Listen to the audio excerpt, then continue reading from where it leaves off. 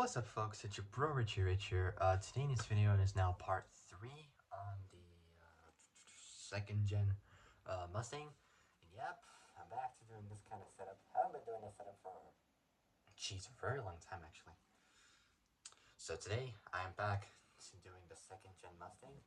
And today in this video, I'm now on the next part, which is the model year changes. So it's up from 1974 up until 1978.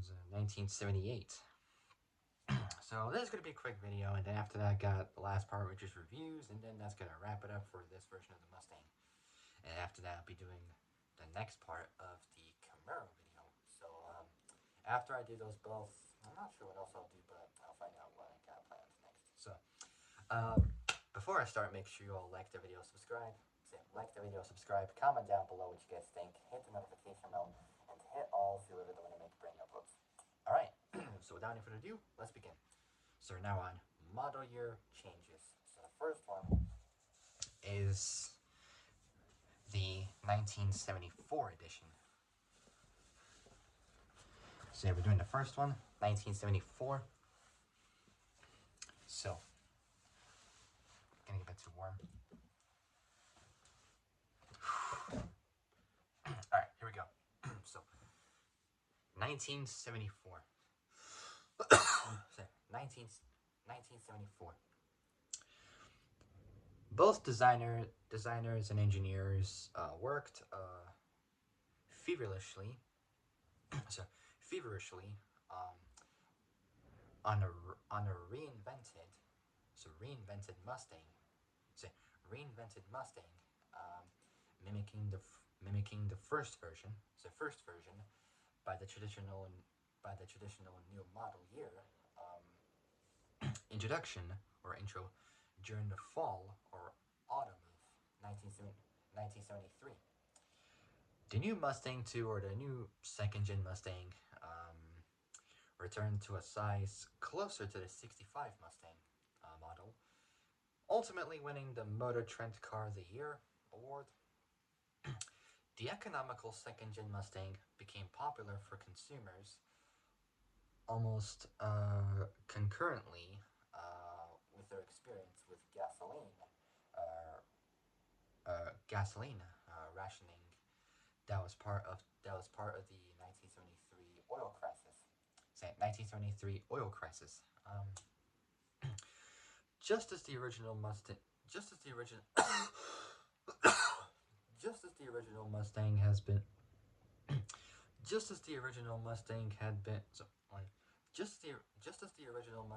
been based on mundane just as the original Mustang had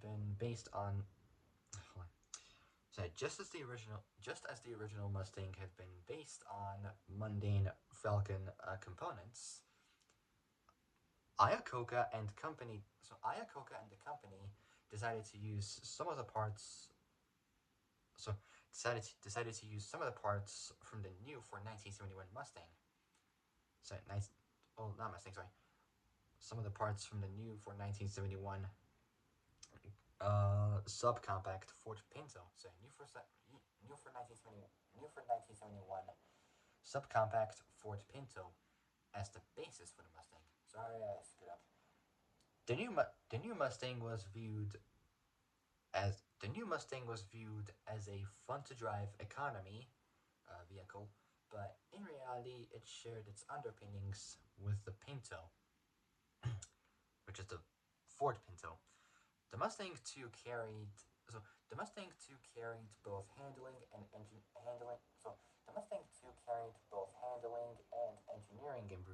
engineering improvements. Its performance was comparable to contemporary Detroit products. Yet Consumer Guide, or CG as I call it, ranked it very low in handling, near the bottom of the low price sporty compact class. Competitors also included both the Toyota Celica and the Datsun 240Z. Sales of such imports attracted fewer than 100,000 customers in 1965. But by 1972, so 7 years later, demand had increased. Therefore, the Mustang 2's mission was to capture a big slice of this sizable new pie. Available as either a coupe or coupe or three-door hatchback, the new car's base engine was a was a 2.3 liter, so 2.3 liter, 140 single overhead cam or SOHC inline four, the first fully metric the first fully metric dimensioned engine built in the U.S. A 2.8 liter, 171 V6 was sold. So V6 was the sole option engine. Mustang 2 packages ranged from the base hardtop 2x2 hatchback and Gia, so G GHIA, luxury group with a vinyl roof and a top of the line V6 powered Mach 1. A V8 option wouldn't be available in a Mustang for the only time for the 1974 model year, except in Mexico where they would have the V8 probably. I don't know. The Mustang 2's attractive all-new styling was influenced by coach builder Gia, or Carrozzeria Gia, which is an Italian automobile design and coach building firm established by Giacinto Gia, who was an Italian automobile coach builder and founder of Carrozzeria. So Carrozzeria Gia. Born September 18th, 1887. Passed away.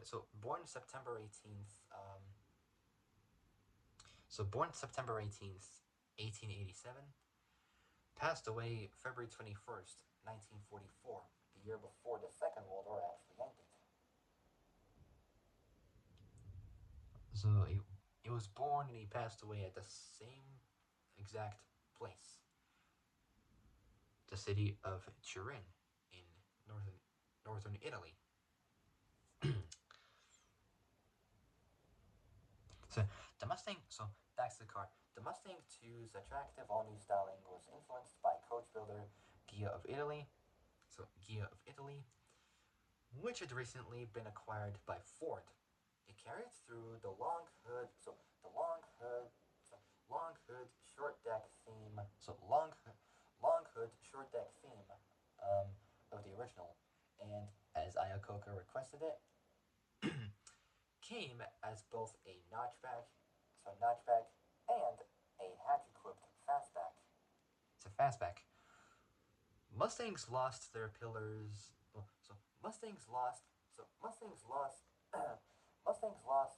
their pillarless body style. All models now had fixed rear windows and a chrome-covered B pillar. So a chrome-covered B pillar that resembled a hardtop, but was a coupe or coupe, whichever you call it, whichever way works best. In Mustang advertisements, however, Ford prompted the notchback coupe as a hardtop, unsure about whether or not to group the Mustang, second gen Mustang, with sporty cars. Says sporty cars. Consumer Guide initially referred to the car as a luxury subcompact. So luxury subcompact, while Ford brochures suggested that the luxury trim Gia model, with its formal roofline, stylish exterior, so formal roofline, stylish exterior, and plush interior. So formal roofline, stylish exterior, and formal roofline, stylish exterior, and plush interior. Be thought be thought of as resembling the popular personal luxury category. So the popular personal luxury category of the time, almost replicating the initial '65 Mustang's sales rush, even without any real performance appeal. The '74 Mustang 2, so the '74 second gen Mustang brought buyers running into Ford dealerships. Sales for the second gen Mustang increased in 1974, making it the sixth best selling Mustang of all time, with, with 296,041 units produced. Next up is. So we got four to go. So the next one is 1975. With so with oil crisis memories starting to fade, Ford needed a V8 in the second gen Mustang to return performance to respectable levels. The engine bay was the engine bay was redesigned, not redesigned, sorry. The engine bay was re-engineered to accept the 4.9 liter 302 V8 option for the 1975 model year. So, so to accept the 4.9 liter 302 V8 option for the 1975 model year with both a revised hood and header panel. So header panel. The engine was limited to a 2-barrel carburetor and net 140 horsepower. Come on, 140 horsepower, that's nothing, man. 140 horsepower. Are you kidding me? If I had to get that car, I would tune it much better than that. Probably 300-400 horsepower, probably. I doubt it, but I'm just saying. Maybe, maybe not. Who knows? Say, the engine is limited to a 2-barrel carburetor and net 140 horsepower. Testing by Road and Track recorded 0 to 60 in 10.5 seconds at a top speed of 106 miles an hour. Consumer Guide staff, though, found the new V8s to be both sluggish and ill-suited, like not suited to the car. Which I was kind of agree with them. With its added weight, negatively affecting handling, so negatively effective handling, a consideration that, along with poor visibility, uncomfortable seats, and very low fuel economy, contributed to them ranking it last that year in their low-priced sports car category, or LPSC as I call it. So LPSC, low-priced sports car category. The second-gen Mustang's 4.9 liter 302 V8 was called the 5 liter, even though its capacity was 4.9 liters. And just round it up. Other than the optional V8s, the car underwent minor changes in 1975. The Ghia received a pair of windows, which is a small fixed window, usually behind the rear side window of a car. They typically mounted in the C-pillars of some cars. The design feature was popular during both the 70s and early 80s, and adopted by domestic U.S. manufacturers, most often with a vinyl roof. So the Ghia received a pair of windows, and a padded vinyl half top, as well as a plush silver luxury group option. Ford sales literature continued to emphasize the car's potential similarity to the era's personal luxury models, with the cover of its main dealership brochure calling the Mustang 2 Ford's small, sporty personal car. In mid-year, so it was mid-1975, I think? I don't know. So, a 2.3 liter MPG model was added, featuring a catalytic, so both a catalytic converter and a 3.18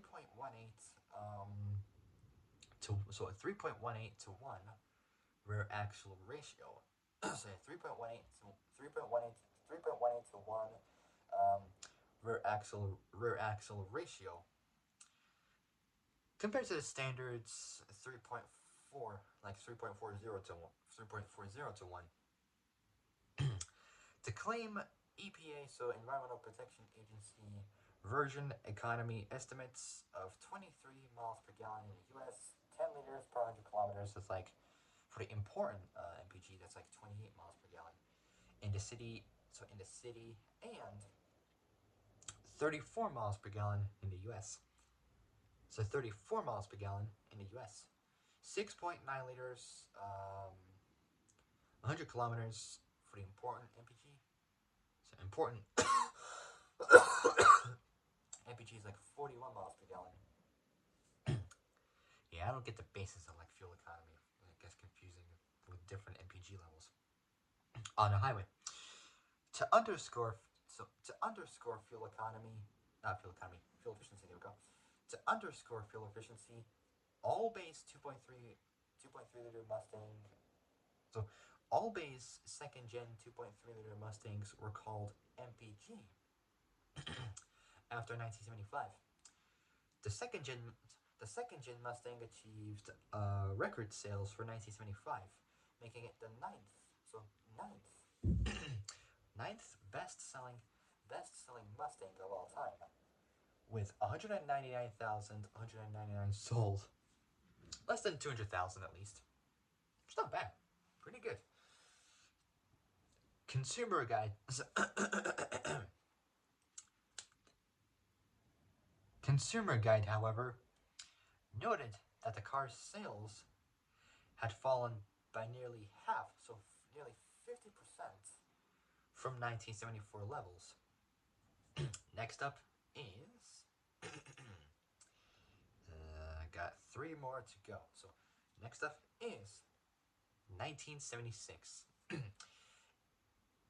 In 1976 only, Ford offered the Stallion appearance group in 1976 only, Ford offered the Stallion appearance group, including styled wheels, blacked out grille, bumpers, and body moldings, as well as a black two-tone accent paint offered with silver, red, white, and yellow body colors. So there's 4 color options. So it's silver, red, white. So silver, red, white, and yellow body colors. The foray into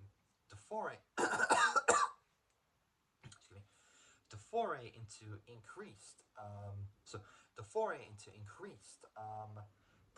emphasis also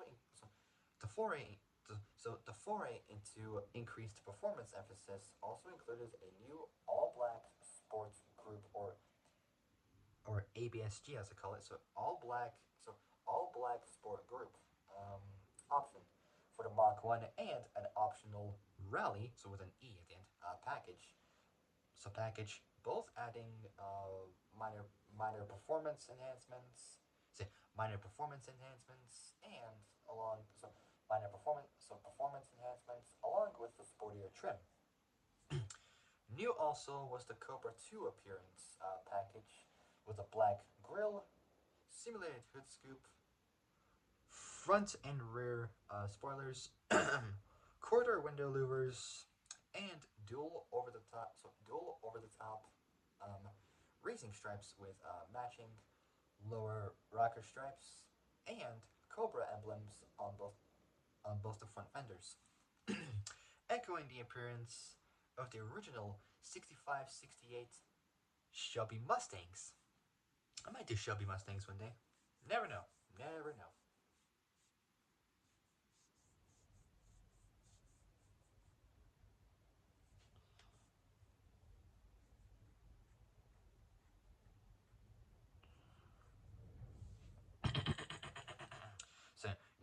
So new also was the Cobra 2 appearance pack with a black grille, simulated hood scoop, front and rear wings, quarter window louvers, and dual over the top racing straps So dual over-the-top racing stripes with matching lower rocker stripes and Cobra emblems on both the front fenders, echoing the appearance of the original 65-68 Chevy Mustangs.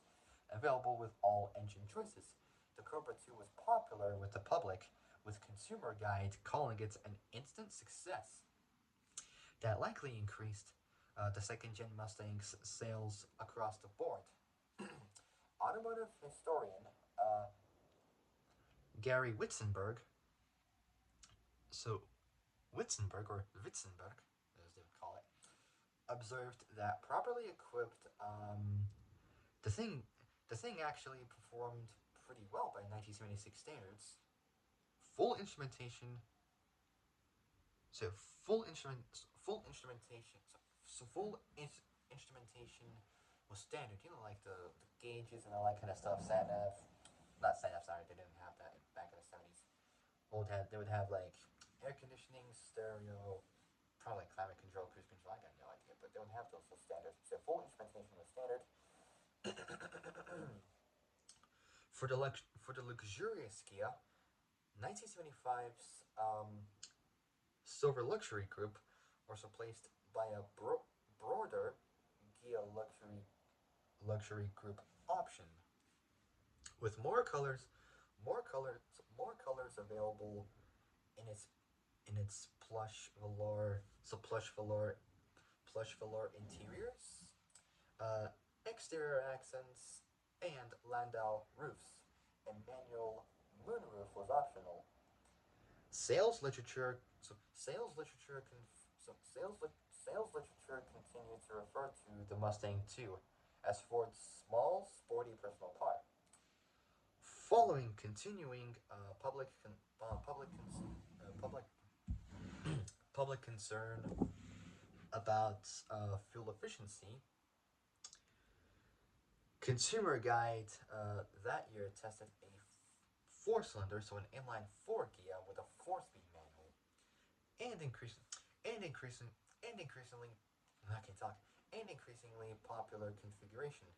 Staff found that performance was quite poor for supposed actually sporty car, and ranked it at the bottom of their low-priced sports car low-priced sports car category. Sorry, I'm just so tired right now. I just can't even think straight. Okay, two versions to go, and we got the last part to do, and then that's gonna wrap it up for the second gen Mustang. Okay, so let's get these done. So next up is 1977. Here we go. Capital, capital, capitalizing, um, capitalizing on the sales success of the previous year's racy-looking Cobra 2. Second-gen Mustang sales literature for 1977 emphasized the more sporty aspects of the car with the words "sweet handling." The, the featured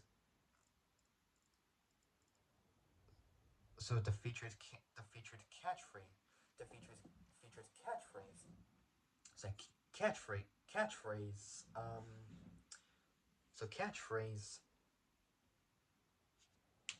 on the cover of that year's second gen Mustang dealership brochure.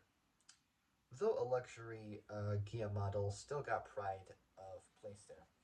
So the luxury Gia model still got pride of place there. So pride of place there. Along these lines, the 77 model year introduced a sports appearance group for the Gia model that was color matched to either black or tan paint, as well as several minor styling changes and expanded color options for the Cobra 2. Also new was a T-top. A T-top, which is an automobile roof with a removable panel on each side of the rigid bar running from the center of one structural bar between pillars to the center of the next structural bar. Some cars would have that, like for example the 300ZX C32 Nissan, the 3-liter twin turbo VG37, I think. I'm not too sure. V6 that has like the kind of like target top roof or something. Some cars would have like target top roofs, which are just pretty dang cool, super cool. So, yeah. Also new was a T-top option for the fastback, featuring both twin removable tinted glass panels. What? So longest line is the 37 model year introduced a sport appearance group for the Kia model that was color matched to the black retina paint, as well as several minor styling changes and expanded color options. Say color options for the Cobra 2. Also new was a T-top option for the fastback featuring twin removable tinted glass panels. Alright, moving on to the next part. So midway through the 1977 midway through the 1977 model year, sorry, 1977 model year, changes for the 19 changes for the 19 so midway through the 1977 model year, changes for the 1978 model year, 1978 model year were pulled ahead to sell early. It's most notable on the Cobra 2 models. So on the Cobra 2 models, where the hood scoop was turned around for some reason to seem like more aerodynamic. So both that and the graphics were revised. So where both the hood scoop was turned around to seem more aerodynamic, and the graphics were revised. For the decals, like the stickers and whatnot, the over the top dual stripes, so dual stripes running the length, running the length of the car was replaced with a single stripe, and on the sides of the Cobra, and on the sides of the Cobra, well, on the sides of the car, both the Snake and Cobra 2 decals were replaced with large stripes, raised to the middle of the body stripe, well, to the middle of the body sides with large Cobra lettering in the middle. Louvers were added to the hatch and the side panel. So both louvers were added to the hatch and the side panel. Louvers only came in black. All of the glass moldings were painted black. With these mid-year changes, for the first time, second-gen Mustang sales brochures featured a sporty 2x2 hatchback model with its fastback lines on the cover instead of either one of the more formal-looking notchback or Gia models, or Gia models, spelt GHIA models. This new this new cover model featured the available T-top roof with a bright wrap, so it's a wrap over band. Last one is 1978. So let's finish this, and I got one more part left over to do anyways, and then I'll wrap it up. In 1978, this is my favorite part next, the King Cobra became available. This was a limited edition version with 4,313 units produced. So over 4,300 units were actually made. It featured a deep air dam, stripes, and a Pontiac Trans Am style Cobra Snake decal on the hood. The King Cobra was available only with the V8s to help bolster the car's performance image. Following a marketing change initiated the previous model year, second gen Mustang sales second gen Mustang sales literature continued to emphasize sportiness. So sportiness over the luxury that had been emphasized for most of the second gen Mustang's existence. Again, placing the 2x2 hatchback model with the optional T-top roof on the cover, on the cover of the sales brochure.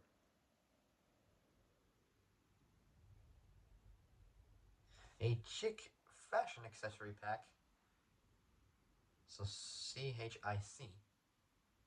fashion accessory pack, was also offered this year, well, that year, featuring Southwest looking striped Fresno cloth. So Fresno cloth seating. So seating, enhanced interior lighting. Enhanced interior lighting, vanity pockets, and special pinstriping. Consumer Guide, usually it'll be Road and Track, but it's Consumer Guide this time. Consumer Guide themselves, they tested a second-gen Mustang Cobra 2 that year and found that its power just exceeded that over its closest competitors in the sporty class. So in the sport, so so so Consumer Guide tested a second-gen Mustang Cobra 2 that year and found that its power just exceeded that of its closest competitors in the sporty class, the Chevy Monza and its GM, so General Motors siblings. But then it ranked very low in both handling and ride, with a marked tendency to lean its despite its performance suspension. Its performance suspension. Last part, and I'll end it there for now. On the momentum of second gen Mustangs successful sales, a new third gen Mustang, which I talked about months ago, possibly like last year, somewhere around there, almost last year. I think 9-10 months ago. Can't remember. A new third gen Mustang will be introduced for the 1979 model year. Alright, so that's going to wrap it up for now. So for my next Mustang video will be about the last and final part of this video, or the next video actually. Last part will be reviews. And then that'll wrap it up officially with this version of the Mustang. So there's not much on it, but we'll get it done as much as we can. Alright. So that's going to wrap it up for now. So I'll be back a little later for my next video. So if you guys like this video, like and subscribe, comment down below what you guys think, hit the notification bell, and hit all so you know the way to make brand new uploads. Alright.